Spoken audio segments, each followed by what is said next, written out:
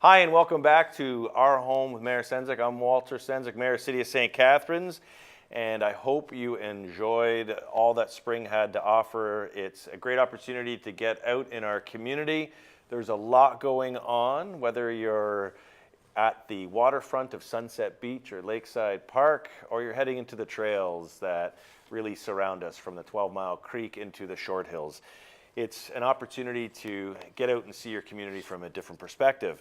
Today we have on the show Dave Evans, who is a video game designer, owns a company called Falling Squirrel, as well as Adriann Knight, who is from our Enterprise Center. So we're going to be talking about business on the show, and I think you'll be impressed with where the opportunities are for businesses. And when we talk about business growth and the economy, we're sometimes talking about manufacturing. We talk about, last show we had the Sean Padullo from Heddle Heddle Shipyards on the show. And really today we're going to be talking with an individual who is in the digital space. And Dave, you have a company called Falling Squirrel. You're from St. Catharines, which is great. You've worked in the Toronto TV and film industry. You came back to work for Silicon Knights. And you're also an instructor at Niagara College and Brock University in the gaming space.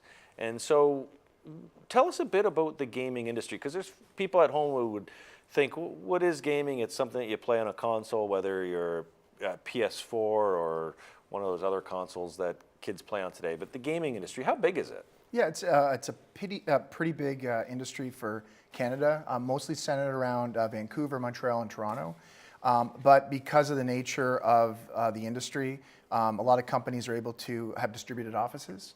Myself, I've been working with people all across Ontario from St. Catharines.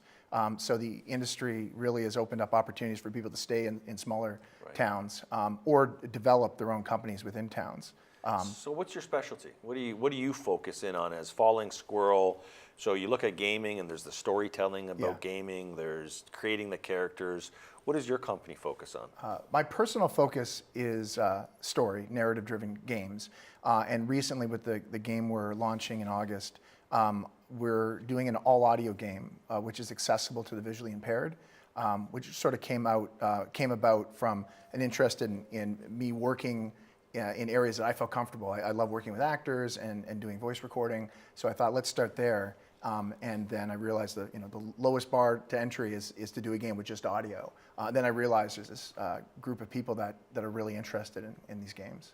So it's called The Veil, and for someone at home who may not be familiar with how this concept of the game would be designed, what's different about this game than, say, Fortnite or some of those other big games? I know Fortnite because my son plays it all the time. Yeah, it's supposed to be similar to action-adventure games that everybody knows and role-playing games that people know. But all the mechanics are distilled down to audio, so you should be able to play the game without seeing any visuals. There are some visuals in the game, but they're not necessary for playing the game.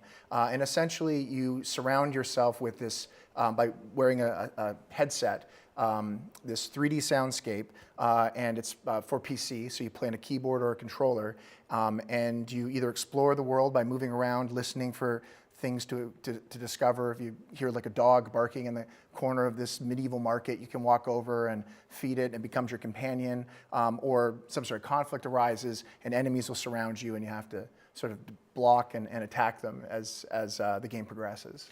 Okay, so this is fascinating. So it's a medieval setting, The Veil, and conceptually, why did you set it in medieval times? Yeah, good question, because it is related to the all-audio nature of it. Medieval combat's very noisy, right? So it makes a lot of sense to, rather than having stealthy like ninjas or what do you call it, soldiers moving around, you have different enemies in armor, so you can hear them moving about the location. So I thought that would be a good starting point for just the mechanics of combat. And how long would it take you to make a game like this? A game like this, because there's no visuals, it actually has potentially a shorter cycle, but I had to develop a lot of the technology and a lot of the design thinking behind it. So we've been working on the game for a year and a half. The concept's been around and we've been in pre-production maybe as long as 3 years, but we've really started on the game for about a year and a half. Now, partners. Do you have partners on the game in terms of community partners that who would some of the community partners be on a project like this? Well, the first big one is Ontario Creates. Okay. That's our funding partner who's given us money to make this game. And then the other big key to the puzzle would be the CNIB, which is the Canadian National Institute for the Blind. Yep. And I reached out to them very early on, really to try to get a group of people that could help me test the game, because I thought, hey, this might be applicable to the blind community. And they were very excited, and they've been super supportive in setting up events for play testing and connecting me with people who are experts in accessibility to help me build a game. And so what's the reception been so far as have you beta tested the game? And what's that like when you see someone actually playing your game? Like that's got to be, it's like a director for the first time going in and seeing a group of people watch their movie for the first time. Yeah, there's two responses. One is in the sighted community. They're very excited at the production value of the game. These games exist, all audio games for the visually impaired exist, but they don't usually have budgets behind them. So the sound design and the voice acting is usually not terribly good. So they're very excited to hear, oh my God, this sounds like a real game. Right. Is the first thing I get. And the other response I get is from sighted people who had never really considered playing a game like this, and it's the novelty of the experience. It's incredibly intimate because it's this special technology that creates this binaural soundscape where when someone walks up to you and whispers in your ear in 3D space, it feels like somebody's really there. And that's sort of an intimate experience you don't usually get in most games, outside of VR maybe. Okay, so where would you have, do you have a studio that would have that technology, or is there a space that you would have to go to create that level of attunement to the sound, or? No, it's all software. It's all software. It's all software. So the only thing, the quality of the recording has to be good. So I have a person I go to, a studio in Toronto that we work with actor members. So it's fully voiced with professional actors. And that's really the only requirement is quality source audio, and then the software does the rest. So so explain it for the viewer at home. If you have sight, do you put on something that, or how would you play the game if you're sight enabled? Well, the way I play the game, there are visuals on the screen, especially for sighted people who are used to navigating visually. Yeah. I just put some particles on the screen, so you can tell when you're exploring a space. You can see when you're moving forward. You can see how much you're turning. People with visual impairments or who are fully blind, their pickup on this is way quicker. They tend to navigate these spaces faster. So I have that just as an initial crutch for sighted people, but very quickly people usually close their eyes and play the game just to take it all in. It's actually easier to concentrate on where things are because you're not getting any information about where objects are in the space except through your ears. Wow. So, okay, this is your first full game from Falling Squirrel. Yep. And what's after this? Is there a continuation of the story of the Veil, and where do you go with other design works? Because I think you're a company that's well positioned to continue to grow in our community, which is fantastic. Yeah, I guess I work on other projects, visual projects. So there's a lot of options. I could take what I've learned from this project and apply it to the visual games we make. I'm working with a team called Creative Bytes that's also in St. Catharines. We're doing a visual game, and I'd love to see us make that more blind accessible.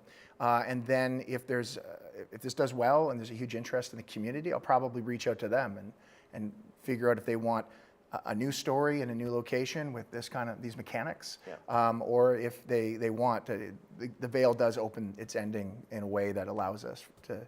It's my TV and film instinct. Well, I was going to say, it's the key to a good game, too. You always got to leave a bit of it at the end just to open it up. That's wonderful. So in terms of and I just want to end on a discussion about gaming and the gaming sector. You talked about Creative Bytes. There's Pixelnauts. So talk about the vibrancy of the gaming community here in St. Catharines.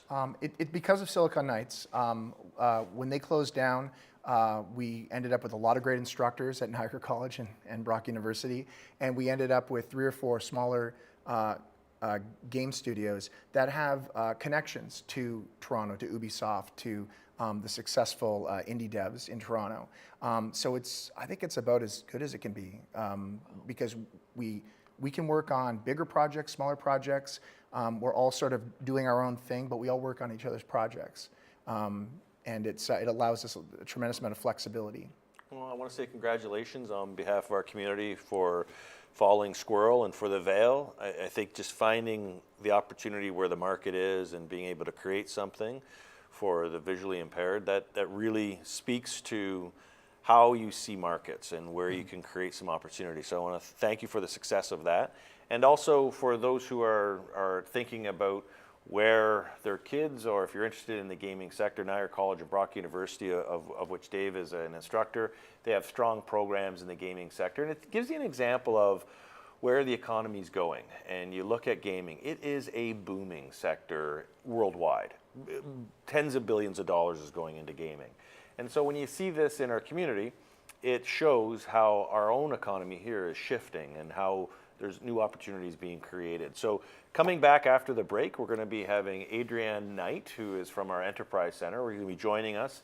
Dave is going to stick around, and we're going to talk about where they see the opportunities for young people getting into business in our community. So I want you to come right back after the break.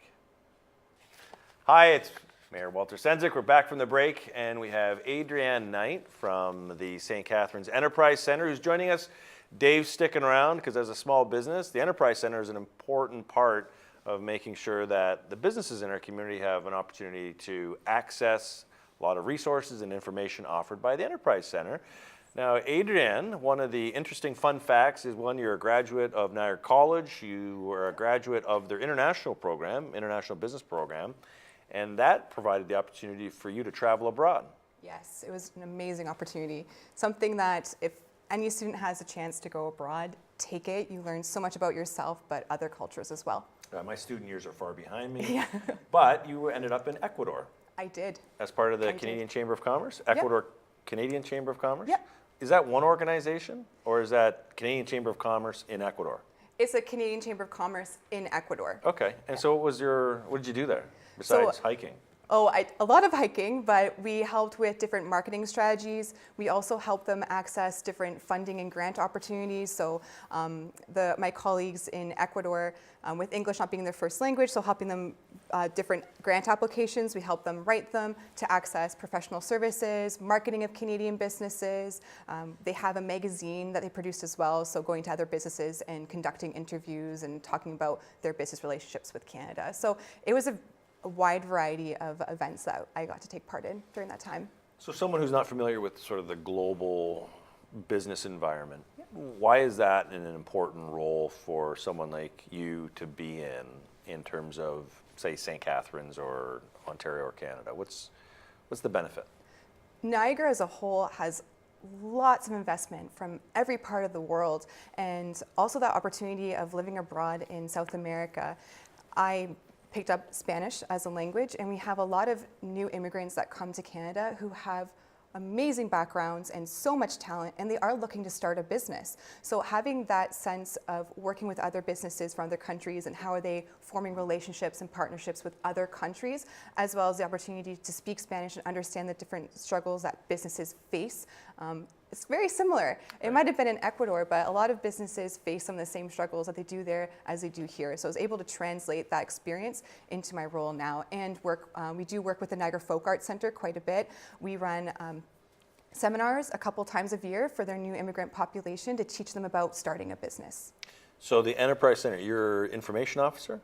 Yes, business information officer. Close. Yes. At the Enterprise Center. Yep. One is, where's it located? Just for folks who are looking to get more information, where's it located? So we at our Because you just moved. Yes, we did. So we're just a few steps away. We're at 14 Ontario Street, just under the parking garage on Ontario Street parking garage beside McMaster. So we're right there. Lex Parker was there, so we just moved into that space. And then one of the programs that you offer is the Starter Company Plus program. Yes. And what is that, and why is it important to businesses? So the Starter Company Plus program, I'll kind of backtrack for a second, just kind of talk just a bit about our services in general. So the St. Catharines. I was going to ask that question after, but no, I'm kidding. jumping I'm ahead kidding, of you, I'm eh? kidding. There goes that question.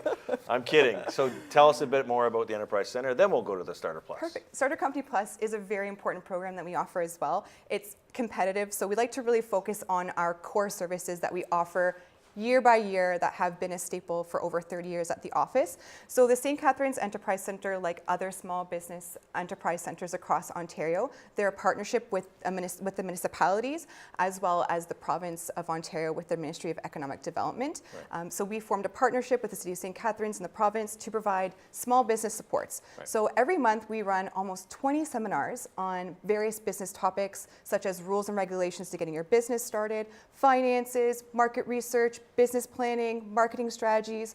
We also have one-on-one consultations with myself and our office manager, Rob Belcher. We will sit and be your sounding board to talk about marketing strategies, help you develop your business plan, and approach a lending institution to see, hey, I would like to find $10,000 for my business. You need a business plan for that, so we can help you create that document and approach lenders. So that's the core of what we offer. Starter Company Plus has been confirmed to come back. It's a provincial funded program as well, and that's a full training program. So clients who are within their very first year of operation or looking to grow and expand can apply to this program. They can't be going back to school or be working full-time outside the business. It has to be their main focus. But they take part about 3 months of training. We bring experts in from sales, marketing, human resources, accounting to have specialized training for them. They build their business plan. Then after that training process, the top candidates are selected to move forward to a grant committee round. And in that round, they can receive up to $5,000 for their business. Oh. Yep. So in terms of Dave, how long has your company been around for? About 3 or 4 years. So were you able to access this service, and what did it mean to a small business or a new business? What did it mean to you? Well, very specifically, they helped me find a grant to put me in contact with a biz dev person that knew the game space. Wow. Someone who actually I knew of in Toronto, but there was money to pay him, which made him very dedicated to helping me. Right. And then we started a friendship, and now he's pretty much my biz dev guy. And that all came through the Enterprise Center. See, and I think that's important for the people to understand is that you have a company that's created right here in St. Catharines, launched, and being able to utilize a service, it continues to have the benefit of having that resource. And so in terms of businesses that you, Adriann, have been sort of interacting with, what are you seeing come into the office without naming names, but the type of businesses that are coming in? We see almost 50 different people walk through our doors every month. It's from such a wide variety of businesses. I had someone who he helped captains of ocean-bearing vessels decide which ice to break through. So that tells you how wide this variety is. We have restaurants, hair salons, we have engineers, accountants, we have physiotherapists, psychiatrists, a lot of professional services, retail. Also, something way out of the box, I never thought I would see a gentleman who breaks ice for a living. Captain Icebreaker. Yes, and when that came through the door, I was like, okay, so what's next? But it's our job to look at the different rules and regulations and say, okay, depending on the business type that you are, there are different rules and regulations for your business. So we help businesses navigate those first steps. A lot of our clients are at that startup phase where they say, I have an idea, but I don't know what to do next. So we help them navigate where are the next steps and help them validate their ideas. And then they're with us for about a year. And then after they come to us and say, hey, I want to hire. What's out there to help me hire? There are some hiring grants out there through Employment Ontario offices, also bringing them through the steps to hiring as well. So that's kind of the process with our office and how we see our clients. So I'm going to take a step back because you did this to me during the interview. Yes. I'm going to take a step back to the Starter Plus program. Yes. And in terms of businesses that you did Starter Plus this year, correct? Correct. So what were the type of businesses that came in that you saw present?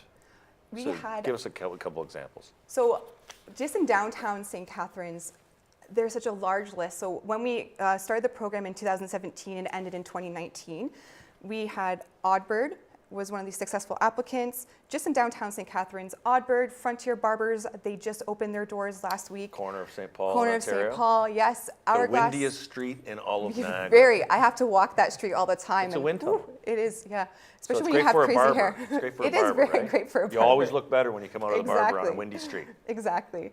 Hourglass Barbershop's another one as well. Dear Gemini, Ludology, right next door to. All those came out of this. All came through the Starter Company Plus Wow. program. And look at Ludology and Oddbird, very successful Yep. businesses on St. Paul Street. Definitely. Those are the ones that are right around the corner from where you are. Yep. In the past, we even worked with Pretty & Co. before I was with the office. Right. They were a client of ours. Outside of the downtown core, Absolute Soccer Life, they're over near 4th Avenue. Avenue, yep. LV Physiotherapy, Staff Meal Niagara. We do service all of Niagara, so these clients came from Nagano Lake. Yep. And their chef, Tanya Genesini, was just on Top Chef Canada Yeah, recently. yes. And then looking beyond just St. Catharines, there's Niagara Botanical Co. They have a farm and they grow edible flowers they and do. herbs. Yes, they do. I remember them. Yes. Oh, Julie, I think you had Yep. a chance to meet Yep. her. She's Yep. wonderful.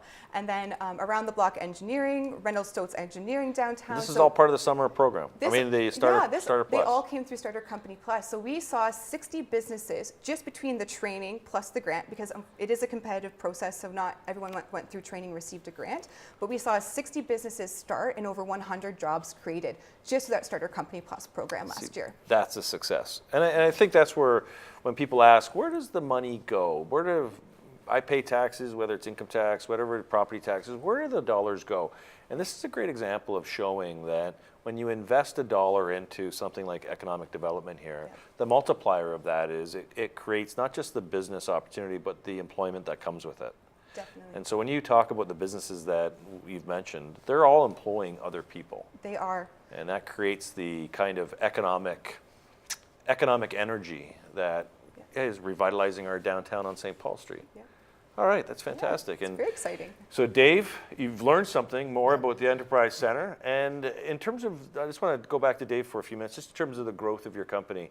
When it comes to where your business plan is, where do you see Falling Squirrel in 5 years from now? I think I'm really looking at this stage for sustainability. So it's really about continuing with those connections. The nice thing is I don't have to look that hard to keep things going because of the connection I have with other companies.